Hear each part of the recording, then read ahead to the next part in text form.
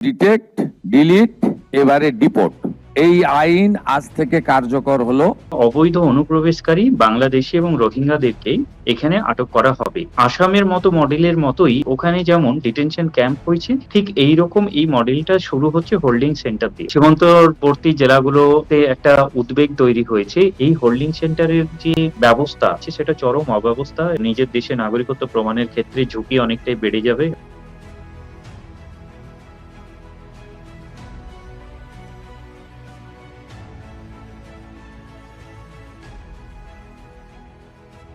দেখো, এইটার একটা ক্রোনোলজি আছে। দীর্ঘ ১ বছর ধরে আমরা দেখে আসছি ভিন রাজ্যে বিশেষ করে পরিযায়ী শ্রমিকদেরকে বাংলাভাষী এবং বাংলাদেশী সন্দেহে তাদেরকে যখন আটক করা হতো, তাদেরকে কিন্তু হোল্ডিং সেন্টারে রাখা হতো। প্রথমত এইটা কিন্তু জেল নয়, এটা বলে রাখা ভালো। এইটা হচ্ছে অবৈধ অনুপ্রবেশকারী বাংলাদেশী এবং রোহিঙ্গাদেরকে এখানে আটক করা হবে এবং এখানে রাখা হবে। তারপর সেখানে পুশ আউট করা হবে, পুশ ব্যাক করা হবে তাদের। এবার ঘটনাটা হচ্ছে যে এই পরিযায়ী শ্রমিকদের ক্ষেত্রে বা বাংলাদেশি রোহিঙ্গা সন্দেহ বেড়ে যাওয়ার কারণটাই ছিল, সেইটা হচ্ছে একটা সার্কুলার কেন্দ্র সরকারের। যেটা মাননীয় মুখ্যমন্ত্রী শুভেন্দু অধিকারী মহাশয় বললেন যে তাদেরকে ওই সার্কুলারের ভিত্তিতেই কিন্তু বাংলাভাষী এবং বাংলাদেশি সন্দেহে তাদেরকে সেইসব হোল্ডিং সেন্টারে রেখে তাদের নাগরিকত্ব যাচাই করা হতো। এবার এই মডেলটা ঠিক আসামের মতো মডেলের মতোই এটা, যে ওখানে যেমন ডিটেনশন ক্যাম্প হয়েছে, ঠিক এইরকম এই মডেলটা শুরু হচ্ছে হোল্ডিং সেন্টার দিয়ে। পরবর্তীকালে সেটা মডিফাই হয়ে ডিটেনশন ক্যাম্পে পরিণত হতে পারে। এবার এই বাংলাদেশী এবং বাংলাভাষী যে রোহিঙ্গা বা বাংলাদেশী তারা মূলত হচ্ছে মুসলমান। এবং সেই ক্ষেত্রে রোহিঙ্গা হোক আর সেক্ষেত্রে কি হলো, সেক্ষেত্রে যেহেতু হিন্দু সম্প্রদায়ের সিএ এর আওতায় তারা চলে আসবে ২০২৪ এর ৩১শে ডিসেম্বর লাস্ট ডেট ছিল তাদের কাট অফ ডেট। তারপরেও যারা আসবে তাদেরকেও রাখা হবে, এইরকম একটা বার্তা দিয়েছেন। এই জিনিসগুলো মানে এই হোল্ডিং সেন্টার গুলো জেলায় জেলায় গড়ে উঠবে এবং তাদেরকে পুলিশের যে টাস্ক ফোর্স গঠন করার কথা বলা হয়েছে, সেই পুলিশই কিন্তু টাস্ক ফোর্স গঠন করে এইদেরকে আহ এদের যে নথিপত্র থাকবে এদের সঙ্গে, তাদের সেই নথিপত্র যাচাই করে তাদের বিএসএফ এর হাতে তুলে দেওয়া হবে। এইটা হচ্ছে প্রসিডিওর। এবং এই প্রসিডিওর যখন দেখা যাচ্ছে পরবর্তীকালে এই প্রসিডিওরই কেন্দ্র সরকার বা রাজ্য সরকার ডিটেনশন ক্যাম্পের মডেল এইটা মডেলে তৈরি করেছে এবং স্থায়ীভাবেই হয়তো ক্যাম্পটা চালু হতে পারে ভবিষ্যতে।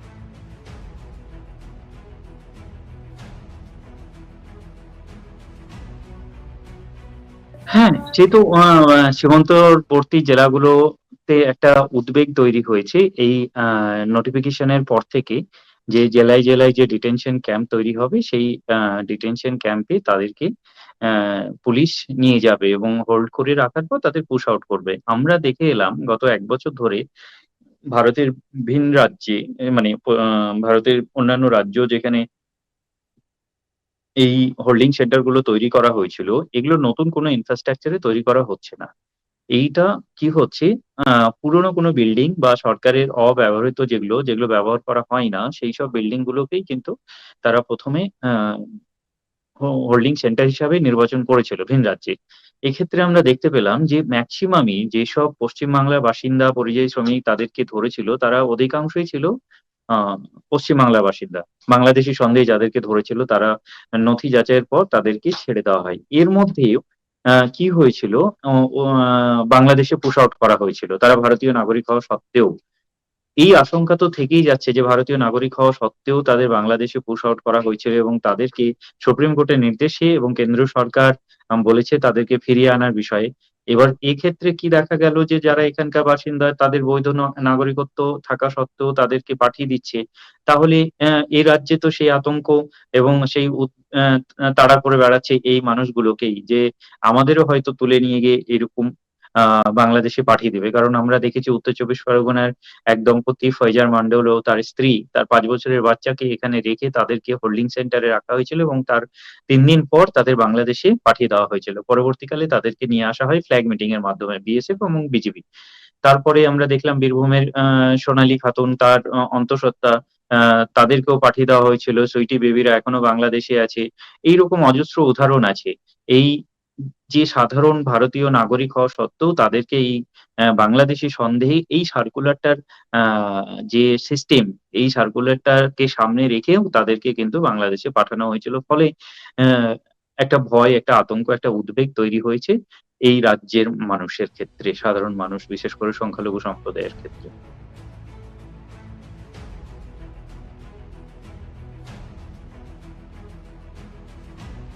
দেখুন, এইটা তো আছেই। গত বছর থেকেই নজরদারি চলছে। বাংলা মানে ভাষার, যেহেতু ভাষার ক্ষেত্রেই তাদের চিহ্নিতকরণটা করার কথা বলা হচ্ছে যে সে বাংলাদেশী না বাংলা পশ্চিম বাংলার বাসিন্দা, সেটা কিভাবে একজন পুলিশ বুঝবে? সেটা তার ভাষা। তাছাড়া আমাদের মোটামুটি এই দুই দেশের, মানে পশ্চিম বাংলা এবং বাংলাদেশের মানুষের আচার আচরণ এবং কথাবার্তা মোটামুটি এক। সেক্ষেত্রে তো নজরদারি আছেই, এটা আরো হয়তো বাড়বে। কারণ যেহেতু পশ্চিমবাংলায় এখন বিজেপি সরকার এসছে, নজরদারি তো ছিলই, কিন্তু নজরদারি যেখানে দেওয়ার কথা ছিল সেটা হচ্ছে সীমান্তে। সেই নজরদারি কোথাও না কোথাও দুর্বল ছিল বলেই কিন্তু এদেশে অনুপ্রবেশের সংখ্যা দিন দিন হয়তো বেড়েছে। এবং আমি নিজে আরটিআই করেছিলাম, সেই আরটিআই কিন্তু জবাব পাইনি যে কত হাজার এখানে বাংলাদেশে অনুপ্রবেশকারী হিসেবে আহ, এখানকার সরকার তাদেরকে চিহ্নিত করতে পেরেছে। সেই উত্তর কিন্তু আরটিআই থেকে দেয়নি। গত বছর এখানকার যিনি ভারতের স্বরাষ্ট্র প্রতিমন্ত্রী নিত্যানন্দ রায়, উনি যেটা বলেছেন, উনি বলেছিলেন যে পশ্চিমবাংলার ক্ষেত্রে 3,500 3,000 এইরকম একটা উনি সংখ্যা বলেছিলেন। সেই সংখ্যায় নাকি এখানে বাংলাদেশে অনুপ্রবেশকারী হিসাবে চিহ্নিত করা হয়েছে। তবে বিজেপি যেটা বারবার বলছিল যে লক্ষাধিক বা কোটি কোটি, সেই কোটির তথ্য কিন্তু হিসেব মতো দেশের স্বরাষ্ট্র প্রতিমন্ত্রী উনি খারিজ করেছেন। এবং বর্তমানে যেটা আমরা জানতে পারছি যে মুর্শিদাবাদের ক্ষেত্রে কত, মুর্শিদাবাদের ক্ষেত্রে অ্যাপ্রক্স হয়তো 450 থেকে 470 জন মতো বহরমপুর কেন্দ্রীয় কারাগারে তারা আছেন, যারা বাংলাদেশী হিসাবে চিহ্নিত হয়েছেন। এবার এই সংখ্যাটা তো অনেক নয়। আহ, যে সংখ্যা তত্ত্বটা সামনে আসছে, এবার এই নজরদারি চালানোটা তো একটা রাষ্ট্রের কর্তব্য, এটা তো অবশ্যই সেটা চালাবে রাষ্ট্রের নিরাপত্তার স্বার্থে। কিন্তু সেই নজরদারির ফাঁক যেন না থাকে, এবং প্রকৃত ভারতীয় যারা পশ্চিমবাংলার বাসিন্দা তাদেরকে যেন বাংলাদেশে না পাঠিয়ে দেওয়া হয়। এইটা কিন্তু সরকারকে নিশ্চিত করতে হবে যে তাদের যে ভেরিফিকেশন বা যে ধরনের পদ্ধতির মধ্যে দিয়ে বাংলাদেশে চিহ্নিতকরণ করা হচ্ছে, সেই চিহ্নিতকরণের ক্ষেত্রে দেখা গেল এটা যেন না হয় যে প্রকৃত ভারতীয় সোনালী খাতুনের মতো বা মেহবুব শেখ বা ফাইজার মন্ডলের মতো মানুষগুলোকে যেভাবে পাঠিয়ে দেওয়া হয়েছিল, ওইটা যেন না হয়। এইটা কিন্তু প্রশাসনকে নিশ্চিত করতে হবে। সেটা হচ্ছে ডিটেনশন ক্যাম্প যখন তৈরি হয় ভিন রাজ্যে, তখন সর্বপ্রথম পরিযায়ী শ্রমিকদেরই সেখানে আটক করে রাখা হয়েছিল বাংলাদেশি সন্দেহে। তার মধ্যেই যেমন মুর্শিদাবাদের আওয়াল শেখ, যে পরিযায়ী শ্রমিক হোল্ডিং সেন্টারে 1 বছর ছিল, এবং তাকে গত 1 বছর ধরে তার কিন্তু হোল্ডিং সেন্টারেই রেখেছিল। এবং তার বিচার পরবর্তীকালে যখন তার বাড়ির লোক জানতে পারে এবং আমাদের সঙ্গে যোগাযোগ করে, তখন তার বিচার প্রক্রিয়া আদালতে সম্পূর্ণ হয় এবং মাদ্রাজ হাইকোর্ট থেকে তাকে রিলিজ করে। এই হোল্ডিং সেন্টারের যে ব্যবস্থা, আমি আওয়াল শেখের মুখ থেকে শুনেছি সেটা চরম অব্যবস্থা। এবং সেখানে মানুষকে তার যে অধিকার, একজন বন্দির তাকে বন্দি হিসাবেই রাখা হয়েছিল, এবং সেইটা কিন্তু লঙ্ঘন হয়েছে, মানে মানবাধিকার লঙ্ঘন হয়েছে সেখানে। এবং তাকে হোল্ডিং সেন্টারে রাখা হয়েছিল, এবং সেখান থেকে তাকে বাংলাদেশ পাঠিয়ে দেওয়ার জন্য সব ধরনের ব্যবস্থা করা হয়েছিল। আমাদের তৎপরতায় তাকে বাংলাদেশ পাঠানো হয়নি। তাকে ওই হোল্ডিং সেন্টার থেকে পরবর্তীকালে মাদ্রাজ হাইকোর্টের মাধ্যমে তার জামিন মেলে এবং সে বাড়ি ফিরে আসে। এটা ভগবান গোলার আওয়াল শেখ একজন পরিযায়ী শ্রমিক। এবং এ বাদ দিয়েও উত্তর কোচবিহার জেলার দিনহাটা এক পরিযায়ী শ্রমিক, সে রাজস্থানে হোল্ডিং সেন্টারে ছিল। একটা ঘরে, মানে ছোট্ট একটা ঘর, সেখানে 25 জন ছিল, একটা ফ্যান ছিল। এবার সেই হোল্ডিং সেন্টারে তাকে রাখার পর যখন তার নাগরিকত্ব যাচাই করা হয়, তখনকার গত বছর মে মাসে তৎকালীন জেলা শাসক কোচবিহারের, উনি এই উদ্যোগ নিয়ে তাদের নাগরিকত্ব যাচাই করার পর তাকে কিন্তু ভারতীয় হিসাবে আহ, প্রায় 28 দিন হোল্ডিং সেন্টারে রাখা হয়েছিল এবং ভারতীয় হিসাবে প্রমাণ হয়, এবং সে তাকে হোল্ডিং সেন্টার থেকে প্রশাসনের মাধ্যমে তার মুক্তি মেলে। এইরকম অজস্র উদাহরণ আছে যারা ভারতীয় নাগরিক অথচ তাদেরকে সন্দেহের বশে হোল্ডিং সেন্টারে রাখা হয়েছিল এবং তাদের সঙ্গে চরম অব্যবস্থা এবং করা হয় এবং খুব দুর্ব্যবহার করা হয়েছিল সেই সময়। এবার সেই ক্ষেত্রে এখানকার হোল্ডিং সেন্টার গুলো কি হবে না হবে সেগুলো ভিন রাজ্যের হোল্ডিং সেন্টারের যে ব্যবস্থা বা হোল্ডিং সেন্টারে যারা ছিলেন তাদের অভিজ্ঞতা দেখেই বোঝা যায় যে এখানে কি হতে চলেছে আগামী দিনে।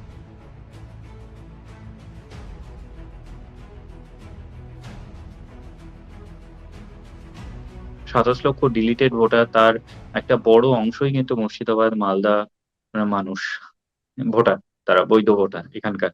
তাদেরকে বাদ দেওয়া হয়েছে এবং শুধু সাধারণ তাদের নাগরিক না, তাদের একটা আলাদা পরিচিতিও ছিল যে দেখা যাচ্ছে যে একজন ভারতীয় সেনায় কর্মরত, সে কার্গিলে যুদ্ধ করেছে, তাকেও কিন্তু আ ডিলিটেড ভোটারের তালিকায় ফেলে দেওয়া হয়েছে। সমস্ত নথি দেওয়া সত্ত্বেও সে ম্যাপড ভোটার ২০০২ এর তালিকার সঙ্গে।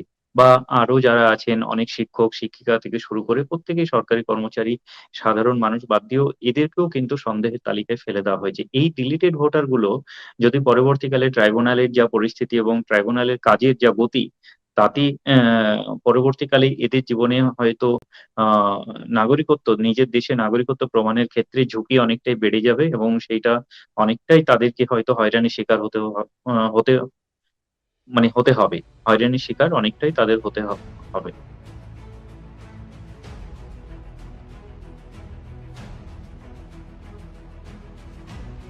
হ্যাঁ, একটা জিনিস সেটা হচ্ছে যে আ যেহেতু ২০১৪ র পর থেকে ধর্মীয় বিদ্বেষ, একটা সম্প্রদায়ের প্রতি যে বিদ্বেষ তৈরি হয়েছে এবং প্রতি মুহূর্তে প্রশাসনের লোকজন থেকে শুরু করে মানে রাজনৈতিক নেতা থেকে শুরু করে জনপ্রতিনিধি থেকে শুরু করে প্রত্যেক দিন, প্রত্যেক মুহূর্ত একটা সাম্প্রদায়িক কথাবার্তা এবং একটা সম্প্রদায়কে ভয় দেখানো যারা প্রকৃত ভারতীয় পশ্চিম বাংলার বাসিন্দা তাদেরকে তার ফলে কি হচ্ছে এই সম্প্রদায়ের মানুষের মধ্যে একটা যে বিশ্বাস সরকারের প্রতি বা একটা যে আস্থা সেই জায়গাটা কোথাও না কোথাও ক্ষুণ্ণ হচ্ছে।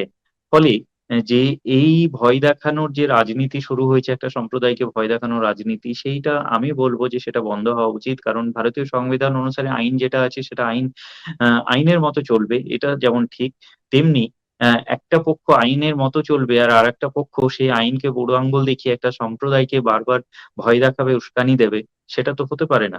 এই এই জায়গাটা বন্ধ হওয়া উচিত এবং আশা করি বর্তমান সরকার যিনি আছেন রাজ্যের এই বিষয়টার দিকেও নজর দেবেন যে যেন ভারতীয় সংবিধান অনুসারে প্রত্যেকটা ধর্মই তার নিজস্ব মতামত, বাক স্বাধীনতা পায় এবং আ সে নিজেকে কখনোই আ ভীত বা সন্ত্রস্ত বা আতঙ্কের মধ্যে যেন না থাকে, সেটাও কিন্তু সরকারকে দেখা উচিত। কারণ এই আতঙ্ক বা উদ্বিগ্ন হওয়ার পরিমাণ যদি বাড়ে তো অটোমেটিক্যালি কি হয় সরকার বা যে রাজনৈতিক সিস্টেম, পলিটিক্যাল সিস্টেম বা প্রশাসন বা দেশের প্রতি আস্থাটা কমে যায়।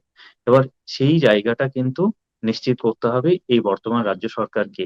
কারণ আমরা যেহেতু এই নতুন হোল্ডিং সেন্টার পশ্চিম বাংলার ক্ষেত্রে ১ম হলেও এই নোটিফিকেশনটা কিন্তু পশ্চিম বাংলায় স্বরাষ্ট্র মন্ত্রক থেকে ২০২৪ সালেই ২৫ সালেই পাঠিয়ে দেওয়া হয়েছিল। বিগত সরকার সেইটা নিয়ে কোনো পদক্ষেপ করেনি যেমন, তেমনি এই সরকার তো পদক্ষেপ গ্রহণ করবেই কারণ দুটোই বিজেপি সরকার বলে।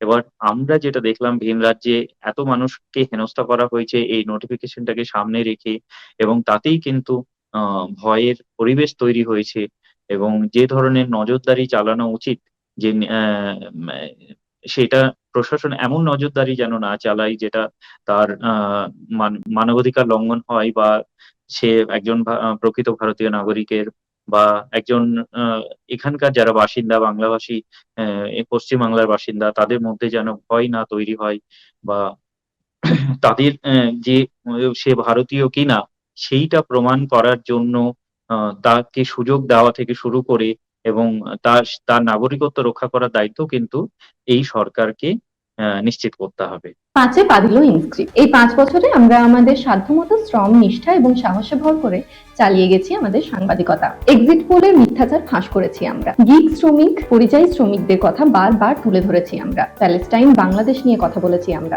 বাংলাদেশের শাটডাউনের দিনগুলিতে প্রবাসী বাঙালিদের তাদের পরিবার পরিজনের খবর দিয়েছি আমরা। নাগরিক সাংবাদিকতা চালিয়ে যেতে গেলে চাই নাগরিকদের প্রত্যক্ষ অংশগ্রহণ। তাই আমরা ডোনেশন ব্যবস্থা চালু করেছি। স্ক্রিনে দেওয়া এই কিউআর কোডে আপনারা আমাদের যে কোনো অঙ্কের মূল্য পাঠাতে পারেন। আপনাদের অনুদান আমাদের নিজেদের কাজ এগিয়ে নিয়ে যেতে সাহায্য করবে।